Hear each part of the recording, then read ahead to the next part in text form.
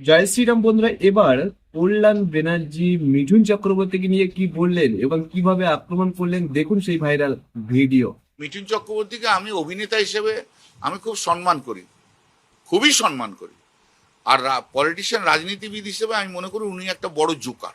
ধর ছাড়ুন তোর, ও কোনো কিছু জানে নাকি? হঠাৎ করে একদিন চলে আসে, মুখে কাঁধে কি সব বেঁধে ফেঁধে চলে আসে রাজনীতি মঞ্চে, এই কেউটের বাচ্চা, অমুকের বাচ্চা, তমুক কেউটে আমরা বই করো। এরা পলিটিশিয়ান, এরা কিছু জানে নাকি? বাংলার মাটির সঙ্গে কোনো যোগ আছে মিঠুন চক্রবর্তী? কোনোদিন গ্রামে গ্রামে ঘুরেছে?